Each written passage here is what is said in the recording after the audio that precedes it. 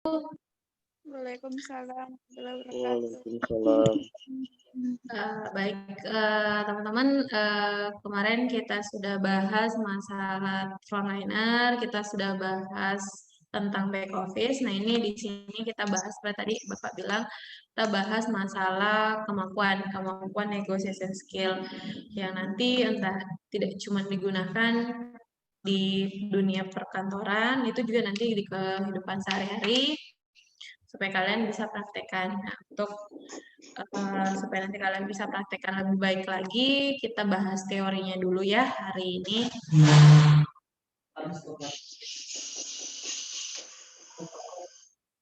Tunggu ya teman.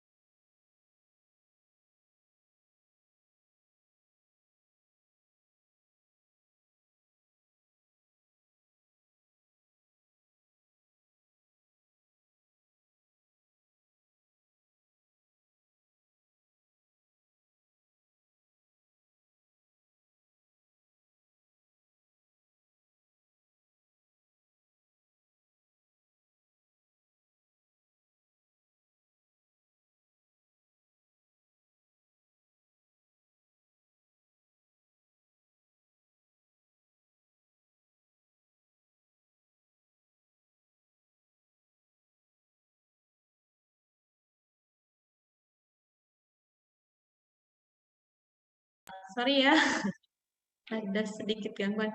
Oke, langsung saja kita masuk ke materi The Powerful of Negotiation Skill.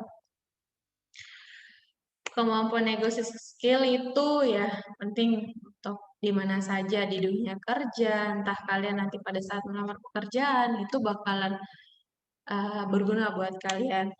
Nah, ini untuk apa sih pengertian dari negosiasi skill itu? Definisi dari keterampilan negosiasi atau negotiation skill. Negosiasi merupakan suatu cara untuk mencapai suatu kesepakatan melalui diskusi formal. Nah, keterampilan negosiasi sendiri merupakan suatu bentuk pertemuan bisnis antara dua belah pihak atau lebih yang di dalamnya terdapat proses memberi, menerima, tawar-menawar yang bertujuan untuk mencapai suatu kesepakatan dan untuk mengatasi perbedaan pendapat antara kedua belah pihak. Jadi, yang mana sih yang dibilang negotiation skill? Saya ada yang di dalamnya terdapat proses memberi, menerima, dan tawar-menawar. Misalnya tawar-menawar di pasar itu masuk dalam kemampuan negosiasi. Jadi dari kalian lagi mau mengasah karena ada sih biasa cewek misalnya Dewi atau Dwi yang melakukan negosiasi di tempat yang sama dan ada lagi satu Suci yang melakukan negosiasi di tempat yang sama. Tapi Suci berhasil mendapatkan harga yang paling murah karena dia mampu melakukan tawar-menawar dengan si penjualnya. Nah, si Suci mendapat harga yang lebih mahal dibanding si Dwi itu dia karena tiap orang itu mempunyai kemampuan negosiasi yang berbeda. Walaupun seperti ini saya menjelaskan sama yang apa yang saya jelaskan sama kalian, tapi tidak menutup kemungkinan nanti gayanya kalian bernegosiasi itu berbeda. Jadi tergantung bagaimana kalian membuat negosiasi itu senyaman kalian ya. Ini untuk manfaat dari negosiasi skill di dunia pekerjaan, kehidupan formal ya. Manfaatnya untuk mendapatkan atau menciptakan jalinan kerjasama antara badan usaha atau institusi ataupun perorangan untuk melakukan suatu kegiatan atau usaha bersama atas dasar saling pengertian dan untuk menjalani hubungan bisnis yang lebih luas. Jadi itu untuk menciptakan hubungan kerjasama antara badan atau perorangan ataupun juga menjalin hubungan bisnis yang lebih luas. Karena ketika kalian mencapai kata sepakat atau terjadi kata deal, itu kalian tetap harus menjalin hubungan bisnis dengan rekan kerja kalian. Karena tidak menutup kemungkinan nanti kalian bisa mendapatkan lagi klien dari rekan kerja sebelumnya. Itu. Nah, ini tujuan-tujuan dari negotiation skill itu ini menginginkan sesuatu dari pihak lain. Nah, itu tuh mendapatkan hasil yang saling menguntungkan. Jadi kedua belah pihak mendapatkan saling menguntungkan. Tidak ada yang bukan cuma satu yang untung. Jadi dua-duanya yang untung. Kemudian mempertahankan sesuatu, mempertahankan hubungan silaturahmi, hubungan kerjasama, menyelesaikan masalah, mencari solusi dari masalah-masalah yang timbul. Kemudian syarat-syarat atau biasa yang harus diperhatikan sebelum melakukan negosiasi. Mampu memahami seluk-beluk bisnis. Kalian harus tahu betul bisnis apa sih yang digeluti dari mitra kerja kalian. Apa yang mereka bergerak di bisnis apa, entah itu di perdagangan atau pendidikan, kesehatan. Kalian harus paham betul sebelum kalian melakukan negosiasi. Saya kalian di pasar, kalian juga harus tahu bagaimana memposisikan negosiasi ya. Kemudian memiliki jaringan yang luas. Nah, jaringan yang luas ini sangat penting. Bisa melakukan pendekatan dulu. Misalnya kalau mau masuk ke perusahaan, di perusahaan A ada kenalan kalian, kebetulan teman kerja atau teman seangkatan, temannya teman kalian ya, boleh kalian melakukan pendekatan supaya kalian bisa mendapatkan informasi terlebih dahulu tentang perusahaan A itu. Karena sebelum melakukan negosiasi, kalian harus melakukan adanya persiapan. Nah, ini gunanya adanya jaringan yang luas. Kemudian memiliki kemampuan berkomunikasi yang prima. mengikuti falsafah, diam adalah emas, namun bicara itu adalah perak, namun tahu kapan harus bicara dan harus diam itu adalah berlian.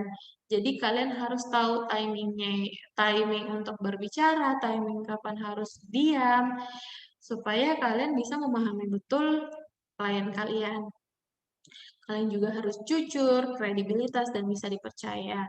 Namanya menjalin hubungan entah itu dengan nasabah, ataupun dengan klien atau dengan teman, kalian pasti harus jujur. Kalian tuh harus bisa dipercaya juga. Kemudian untuk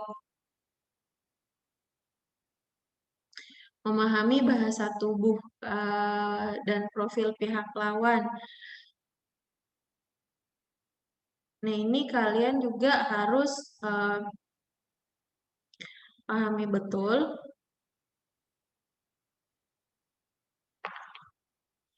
Kalian juga harus pahami betul bagaimana bahasa tubuh dari klien kalian. Jangan sampai kalian sudah panjang berbicara, panjang lebar kalian capek bicara, tapi pihak lawan, pihak klien itu tidak tidak mengerti apa yang kalian jelaskan. Mereka sudah bosan ya, bolehlah diselipkan beberapa sedikit jokes untuk mencairkan suasana. Kemudian profil pihak lawan ini penting. Kalian harus tahu bagaimana apa profil dari lawan kalian, bagaimana kerja mereka, bagaimana profil, bagaimana di mana mereka sebelumnya melakukan kerjasama, misalnya kita sebagai bank, di mana mereka melakukan fasilitas apa yang mereka dapat, nah nanti ini yang bisa memberikan yang jadi solusi dari kita untuk mereka.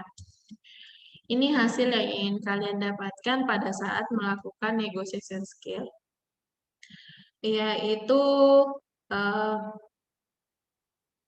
memiliki negosiasi harusnya dipandang sebagai cara terbaik untuk memberikan jalan keluar terbaik bagi masing-masing pihak dan untuk memenangkan kedua belah pihak.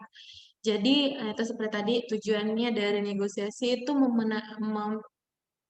menguntungkan kedua belah pihak, bukan cuma satu pihak saja yang diuntungkan ya. Kemudian ini perencanaan negosiasi. Kenapa perencanaan itu sangat penting? Karena bernegosiasi tanpa rencana yang matang tidak akan membawa hasil yang menggembirakan.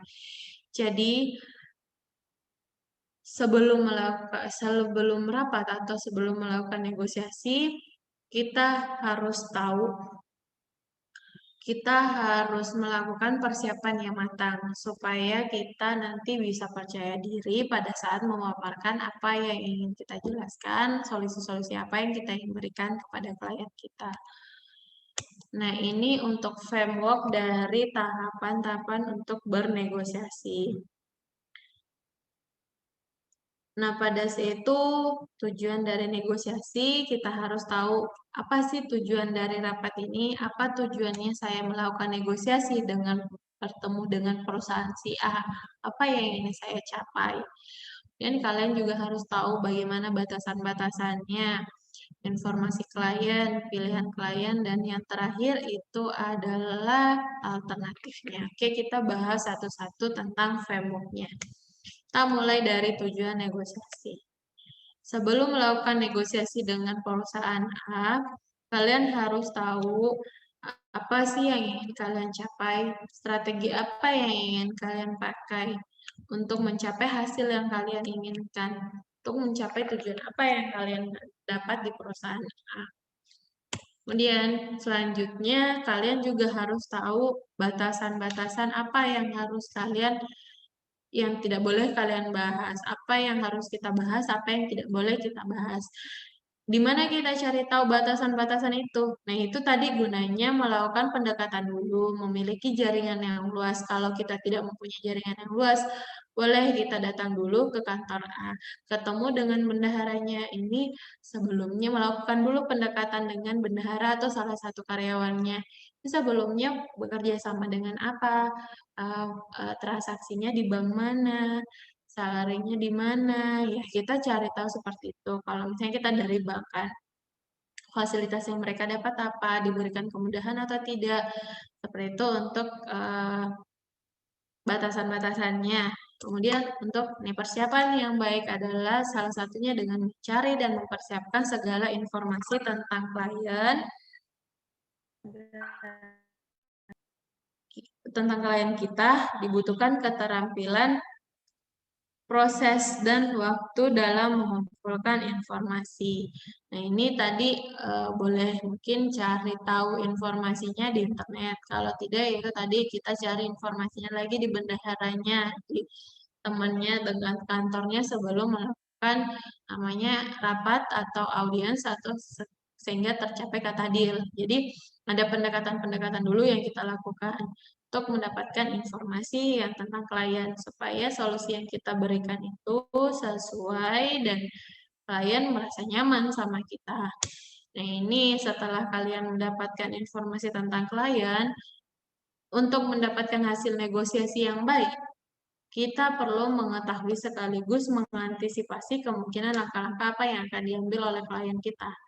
Solusi kita boleh catat solusi-solusi apa yang kita bisa berikan, yang mana yang bisa menjadi jalan keluar untuk solusi yang dihadapi perusahaan A.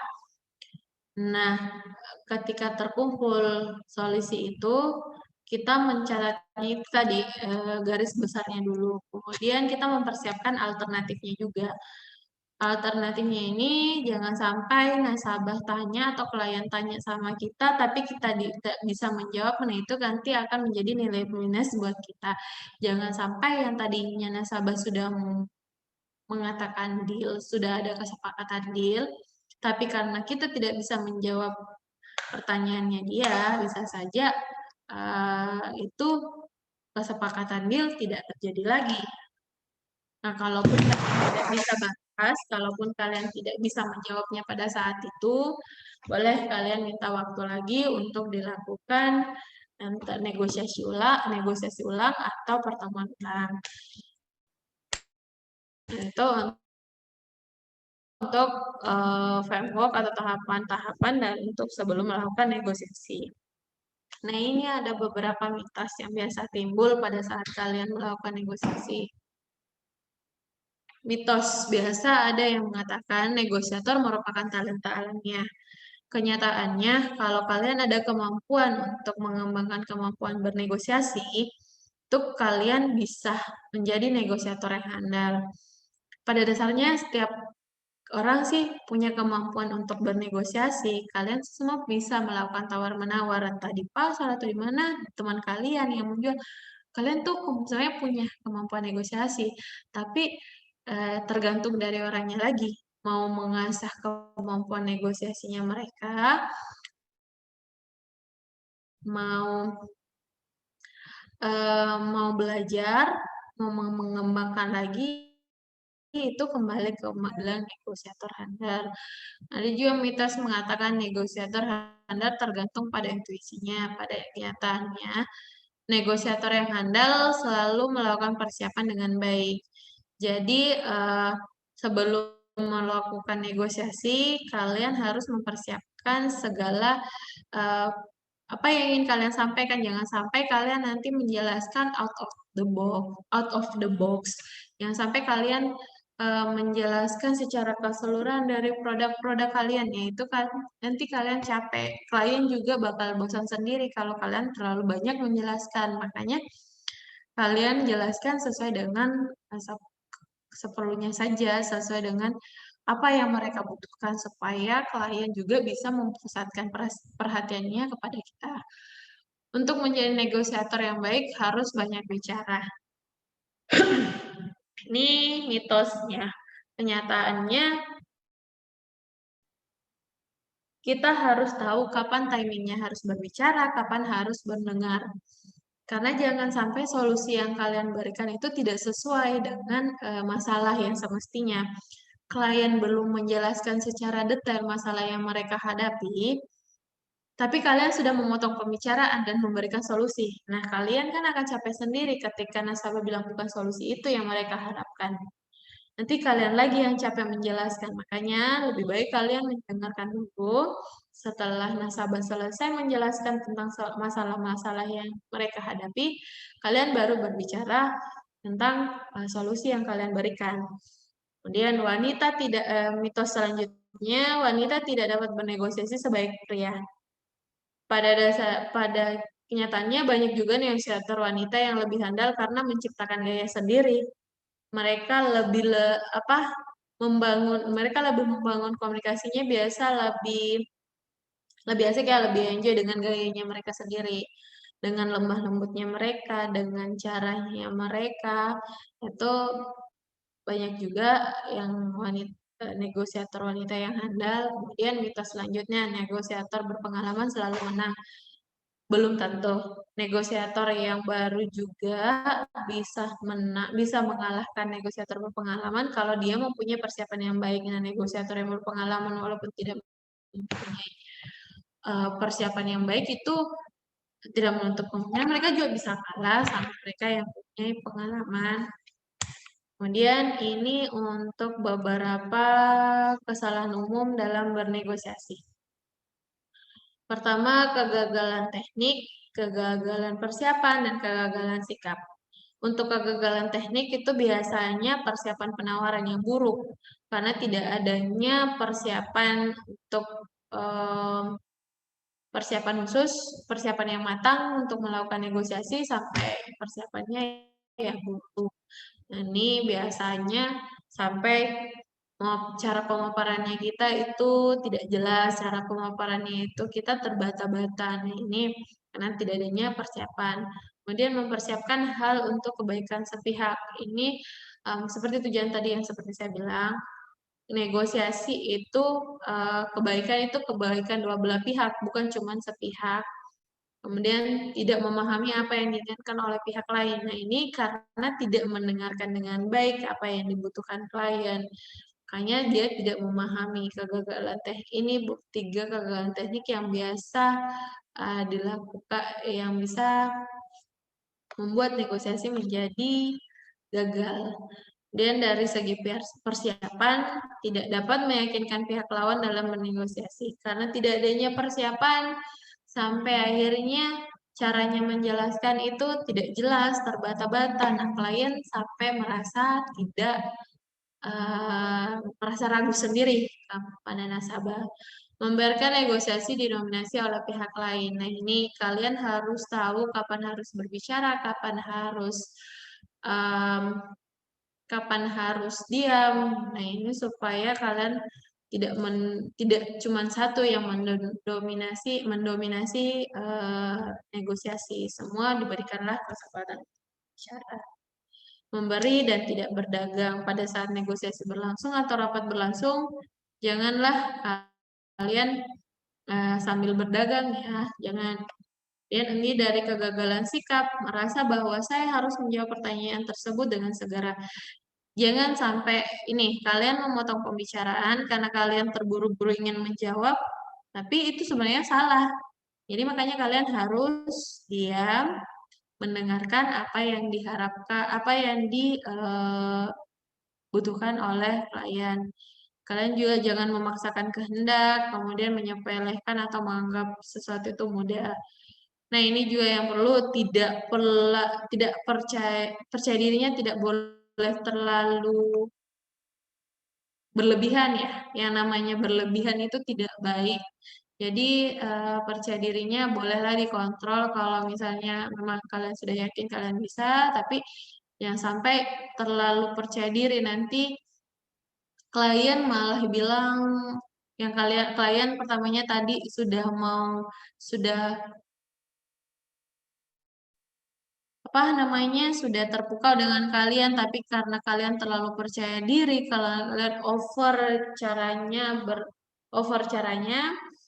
kan itu biasa kelihatan kalau orang yang terlalu percaya diri. Nanti jadinya kayak klien itu tidak mau mempusatkan perhatiannya kepada kalian karena kalian terlalu percaya diri. Nah, ketika kalian mencapai kata deal, selanjutnya what will you do next? Apa yang akan kalian lakukan selanjutnya? Di situ baru mulai namanya membangun kepercayaan. Ketika kesepakatan deal pun terjadi, kalian mulai membangun kepercayaan. Apa yang kalian berikan solusi, apa yang kalian berikan pada nasabah, sebisa mungkin kalian buat mereka merasa yakin kalau kalian bisa memberikan solusi yang kemarin kalian paparkan. Karena no trust sama dengan no business relationship. Bukan cuman hubungan bisnis, hubungan pertemanan, hubungan pacaran, hubungan apapun, kalau tidak adanya kepercayaan itu sama saja bohong kan. Jadi kepercayaan itu penting. Membangun kepercayaan bagaimana lawan bicara Anda akan memperlakukan Anda itu tergantung dari bagaimana Anda memperlakukan dia.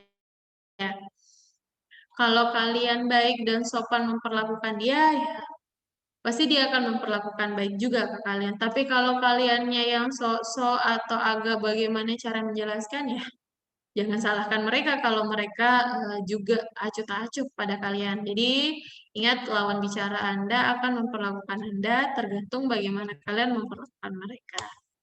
Ini kemudian memberikan perhatian dalam membangun hubungan, entah itu hubungan rekan kerja, hubungan pertemanan, hubungan keluarga, apapun itu saudara, memberi perhatian adalah salah satu pendekatan yang tepat dan pendekatan yang paling efektif karena sifat dasar manusia adalah membutuhkan perhatian. Nanti rekan kerja itu akan ya merasa nyaman sama kalian. Ada nanti bank lain yang masuk, tapi karena sudah nyaman sama kalian, perhatiannya kalian sudah lebih, sudah ekstra, pasti mereka merasa nyaman sama kalian, tidak mau lagi berpindah, tidak mau lagi berpaling. Nah, dalam bisnis, sentuhan yang tepat dan mengenakan akan membantu proses membangun trust. Nah, di sini ketika kalian memberikan perhatian yang khusus, kalian juga bisa mendapatkan mitra kerja dari rekan kalian. Kalau kalian bertanya, pasti untuk dibantu lagi, untuk mencari nasabah atau rekan kerja yang lainnya, pasti kalian akan dibantu karena kalian memberikan kenyamanan kepada mereka. Ini, membangun komunikasi yang baik. Nah, seperti saya sampaikan, visual itu ada sampai 50%, 55% lah dari first impression-nya pada saat sebelum kalian melakukan negosiasi atau sebelum kalian rapat. Itu pertama pasti kalian memperhatikan ekspresi wajah kalian, apa kalian bersemangat, apa kalian ceria, gesturnya kalian bagus, sopan, gaya gerakan tubuhnya kalian ya santai, posturnya baik, ke kontak matanya juga pada saat kalian fokus kepada nasabah kalian, klien kalian, itu nanti akan menjadi klien kalian akan fokus pada apa yang kalian jelaskan dengan vokalnya kalian ditambah didukung dengan vokalnya kalian dengan tempo yang baik, pitch-nya bagus, volumenya bagus, kedengaran dan jelas dan tanpa ragu-ragu kalian menjelaskan ya. Dan kemudian pemaparan kalian penuh dengan persiapan ya, insya Allah itu akan ada kata deal-nya. Nah, ini untuk menjadi be a good negotiator. Menjadi seorang negosiator yang handal itu perlunya ada rasa kepercayaan diri. Tapi ingat, jangan over percaya diri. Berpikiran positif, kalian harus berpikiran positif. Jangan sampai kalian berpikiran negatif. Kemudian menghargai orang lain. Kalian harus menghargai orang lain yang berbicara, jangan sampai kalian yang mendominasi untuk berbicara, beri kesempatan orang lain untuk berbicara juga. Tidak putus asa ketika negosiasi atau rapatnya kalian pada saat itu masih ada yang kurang sampai tidak ada kesepakatan kata deal, kalian tidak boleh putus asa. Kalian harus introspeksi diri, kalian feedback, kalian review lagi apa sih yang salah dari penjelasan kalian, pasti yang betul-betul dibutuhkan dari klien kalian. Nah, kalian review lagi supaya kalian bisa tahu. Nah, nanti kalau kalian sudah tahu, kalian bisa lakukan, ketika kalian sudah tahu, kalian bisa minta waktu lagi untuk kapan melakukan negosiasi dan kapan melakukan pertemuan. Harus sabar juga dan bijak dalam mengambil keputusan, meningkatkan kompetensi diri, dan terampil dalam negosiasi skill. Nah, ini tuh penyampaian saya tentang negotiation skill. Kalau ada yang ditanyakan, silahkan. Kalau ada yang mau sharing juga boleh, silahkan.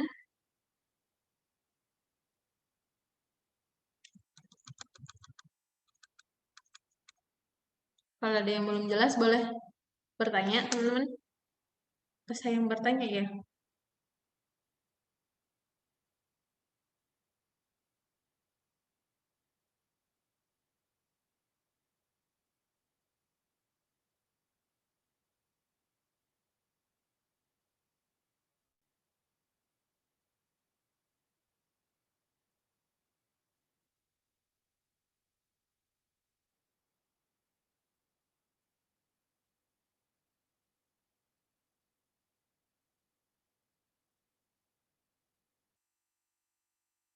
Ya, ada yang ingin bertanya, silahkan.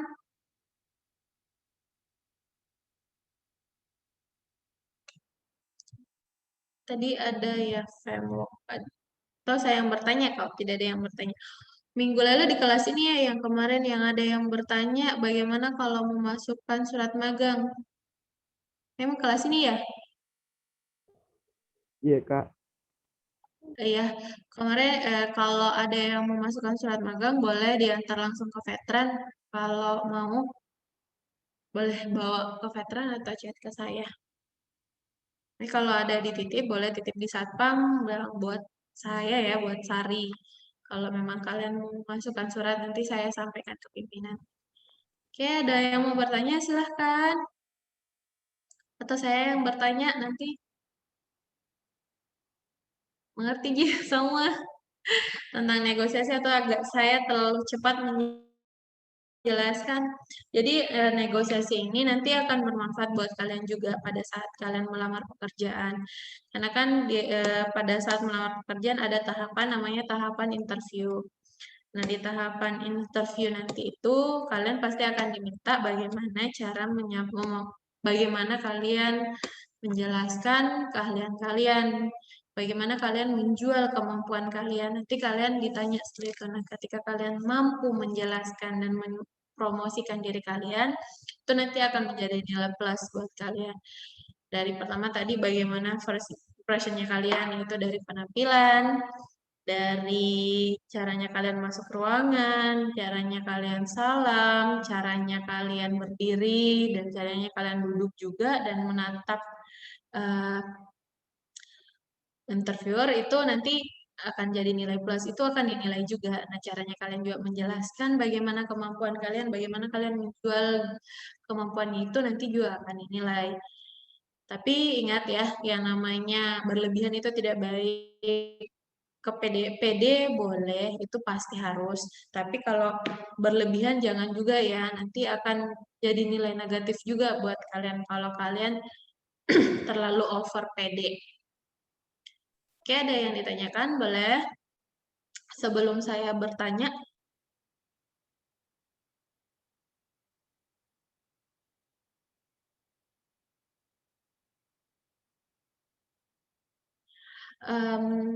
oke, jadi tidak ada pertanyaan atau saya yang tanya?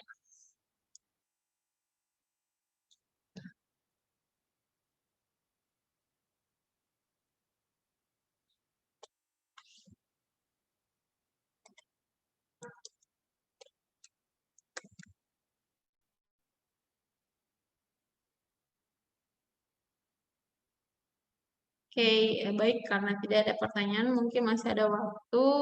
Saya bertanya ya sama kalian. Boleh tidak? Jika Boleh ya? Boleh ya? Oke, kenapa sih rencana itu perlu untuk dilakukan negosiasi? Ada yang bisa jawab? Kenapa perencanaan itu sangat perlu? Kenapa persiapan itu perlu untuk pada saat melakukan negosiasi? Ada yang bisa jawab?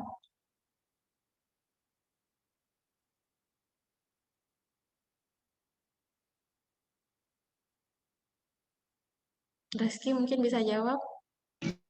Ya Kak, Kenapa sebelum melakukan negosiasi, kenapa persiapan itu perlu?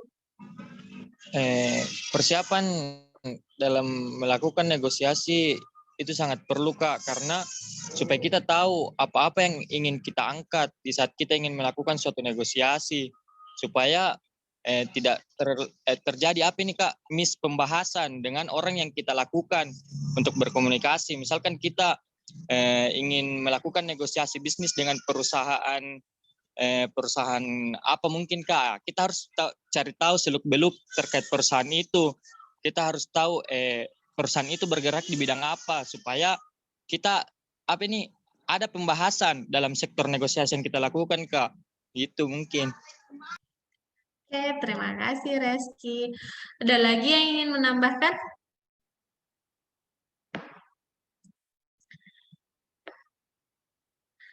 Ya, betul ya tadi yang dibilang Reski. Kenapa negosiasi itu sangat perlu dilakukan persiapan supaya kalian tidak terlalu banyak ya menjelaskan. Itu memudahkan kalian juga. Ada garis besar yang kalian ikuti.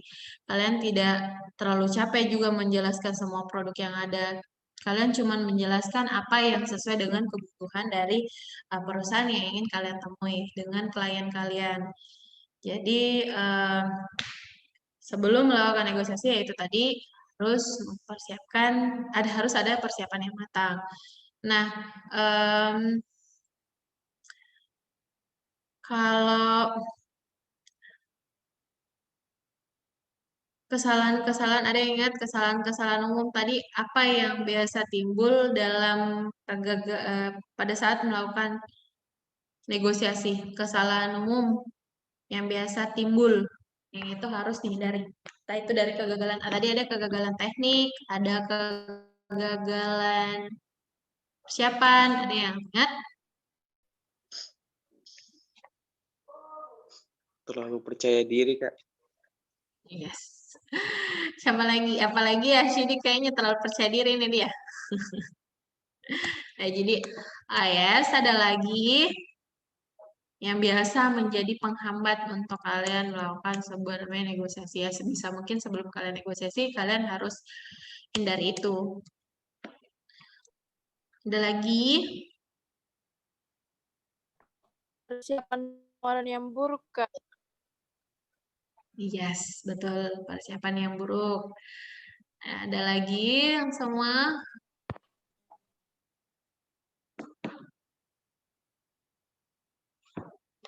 Ya, ini tadi ya.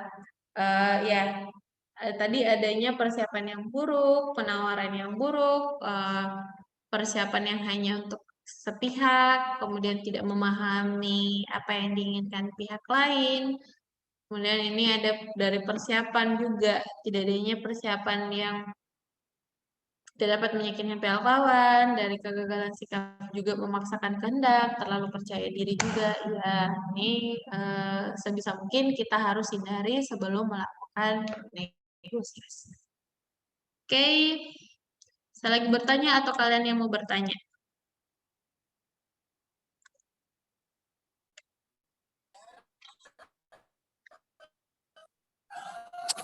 Ya, Nurul mau bertanya.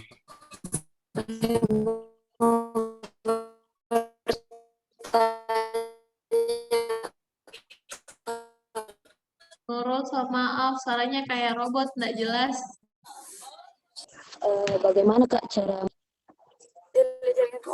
jelas nih Kak? Iya jelas nih. Iya, bisa kita ulang?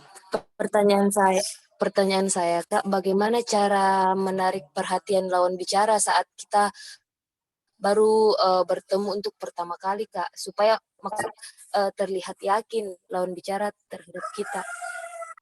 Oke, terima kasih atas pertanyaannya Nurul. Makanya yang first impression-nya biasa dari klien atau lawan bicara kita itu ya pasti sebelum kita bicara ya penampilannya kita. Ketika ya penampilan dari mungkin dari penampilan kalau perempuan ya mungkin jilbabnya, riasannya, kerapian dari pakaiannya, dari pokoknya pakaian yang dia gunakan. Kalau cowok ya mungkin bisa dilihat dari rambutnya, bajunya rapi atau tidak, pokoknya dari ujung kaki sampai ujung kepala mereka rapi atau tidak. Nah, itu akan menarik perhatian juga nantinya. Misalnya kalian, kalau perempuan ya, lihat cowok yang ganteng dan rapi, kalian pasti terpukau kan lihat, nanti langsung kayak jadi pusat perhatian kalian, kayaknya pasti langsung ke itu kan, cowok yang rapi itu. Begitupun cewek, begitupun cowok. Kalau lihat cewek yang rapi, cantik, terus good looking, pasti kalian langsung perhatiannya kalian ke cewek yang itu. Jadi yang menjadi sebelum kalian berbicara, yang paling pertama untuk menarik perhatian dari lawan bicara itu penampilan. Kalian good looking atau tidak? Nah, seperti itu yang pertama. Kemudian dari sikapnya kalian. Pada saat kalian datang dengan jalannya kalian jangan jalan yang misalnya ada biasa itu orang jalan yang tunduk. Nah, itu biasa kayak ragu atau agak berat begitu bebannya.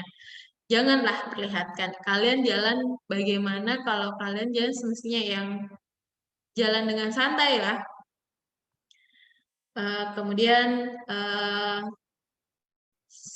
caranya kalian menyapa, mengucapkan salam kalian dengan ramah kalian, ya itu caranya bicara. Kemudian kita masuk ke bicaranya. Bagaimana dia menyapa, bagaimana dia welcome ramahnya kita kepada klien. Biasanya kan kalau bahasa apa kabar, assalamualaikum, apa kabar ibu, seperti itu. Sebelum masuk ke ruang rapat pasti akan ada sapa-sapanya. Kemudian nanti, nah itu akan menjadi pusat perhatian kalian, pasti akan, oh ya kayaknya ini bagus deh caranya penyampaian karena dari sikapnya sudah bagus, cara ya penampilannya sudah good looking, bicara perkenalan dia ramah sama kita, yang welcome banget, yang ramah begitu caranya bicara sama kita. Nah, pada saat kita menjelaskan itu semua, kita pada saat kita bicara itu tadi tahapan-tahapan apa yang kita harus sampaikan, kita bangun dengan salam, kemudian kita buka diskusinya dulu, kita tanya apa yang ingin mereka, apa masalah yang mereka dapat, atau kita paparkan sedikit yang masalah mungkin kita sudah dapat tentang perusahaan A, nanti didiskusikan lagi, tambahan lagi dari klien, sampai akhirnya nanti ada kesepakatan seperti itu untuk menarik perhatian. Seperti itu sih Nurul kalau untuk menjadi pusat perhatiannya kita pada saat baru pertama kali ketemu dengan klien atau nasabah, seperti itu sih. Buat ya itu tadi seperti saya bilang, bagaimana lawan bicara kita memperlakukan itu tergantung bagaimana kita memperlakukan lawan bicara.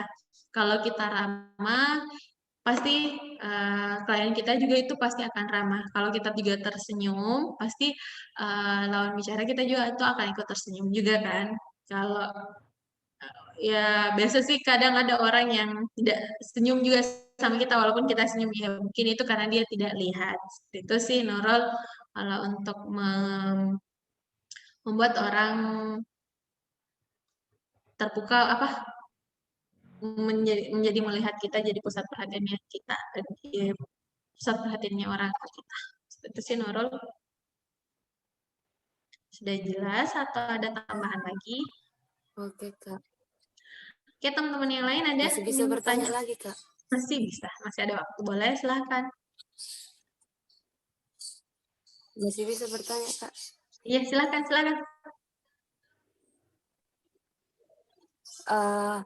Kalau terkait treatment negosiasi partner lama sama partner baru itu Kak, ada perbedaannya tidak? Kayak partner bisnis yang sudah lama kita punya sama partner bisnis yang baru kita temui begitu Kak. Ada perbedaan treatmentnya?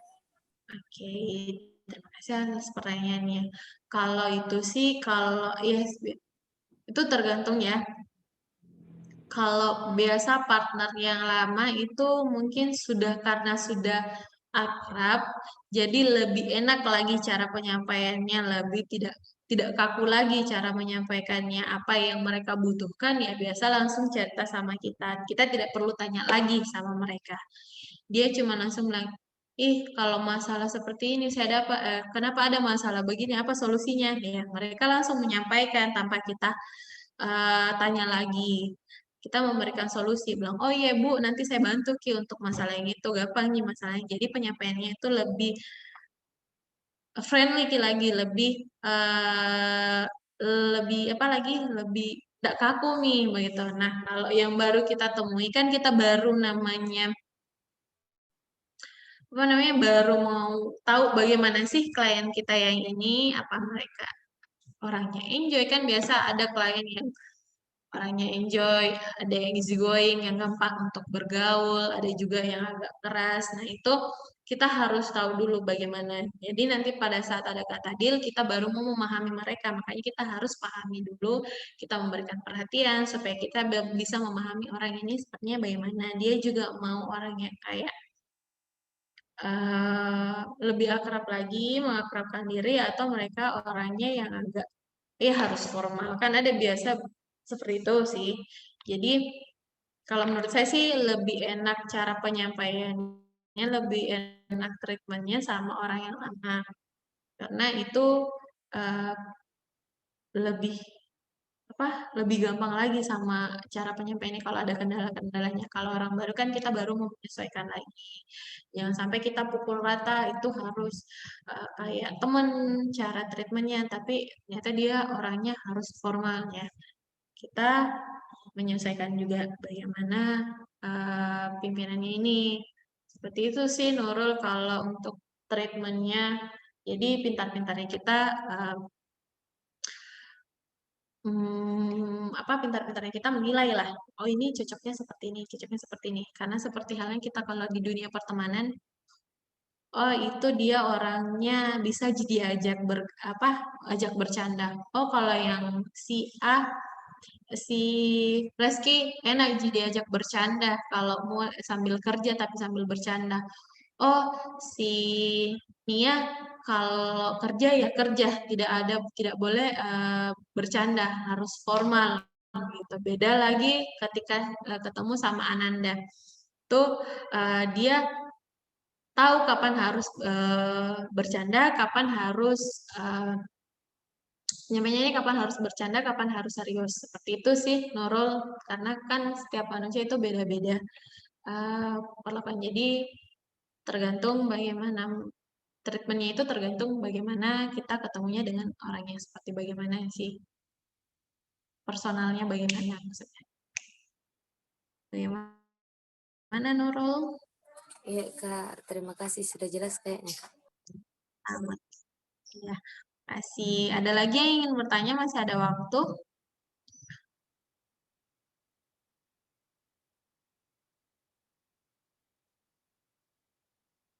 Sudah tidak ada ya? Sudah tidak ada ya? Oke, kalau sudah tidak ada, semoga apa yang saya sampaikan itu bisa bermanfaat buat teman-teman semua. Nah, masih ada ya, Mas Dalifa? Oke, silakan. Sebelumnya Kak Afan tidak bisa kasih aktif kamera karena jaringan kurang bagus. Iya, iya. Bertanya? Tapi itu tadi Kak yang pembukaan mahasiswa magang Kak. Iya. Batas berapa bulan Kak kalau mau magang di BSI? Tergantung dari suratnya sih, kita tidak ada batasan, tapi tergantung dari suratnya kalian. Ada sih yang kemarin yang 1-2, ada yang 1 bulan, ada yang 2 bulan ya. Jadi tergantung kalian mau masukkan yang berapa bulan. Jadi nanti saya ajukan ke pimpinan, nanti saya akan balas suratnya. Saya konfirmasi langsung. Jadi kalau ada yang mau bawa surat, boleh nanti dititip di security buat saya, bilang mau kasih ke Sari. Atau kalau misalnya suratnya dalam bentuk soft file, boleh nanti komunikasikannya WA ke saya, nanti saya koordinasi langsung untuk balasan suratnya. Seperti itu sih, tergantung dari suratnya teman-teman. Iya Kak. Ingin ditanyakan, silahkan. Sudah jelas, sudah cukup jelas ya. Oke, terima kasih teman-teman atas perhatiannya. Semoga apa yang saya sampaikan pada hari ini bisa bermanfaat buat teman-teman semua. Sampai ketemu lagi di kesempatan selanjutnya. Wassalamualaikum warahmatullahi wabarakatuh. Saya izin live ya, Pak. Waalaikumsalam. Silakan, Bu. Terima kasih banyak, Bu. Iya, terima kasih, Pak. Ya.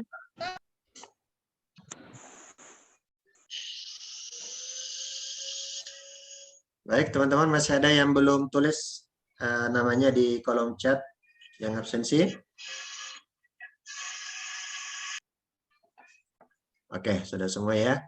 Baik, teman-teman sekalian, terima kasih perhatiannya pada pagi menjelang siang untuk mengikuti praktikum negotiation skill. Ya, Insya Allah bertemu lagi sepertinya setelah Lebaran ya. Setelah Lebaran baru masuk lagi sesi selanjutnya. Oke, baik, demikian. Assalamualaikum warahmatullahi wabarakatuh. Sekalian saya tutup Zoom-nya ya. Waalaikumsalam. Waalaikumsalam warahmatullahi wabarakatuh. Waalaikumsalam warahmatullahi wabarakatuh. Waalaikumsalam.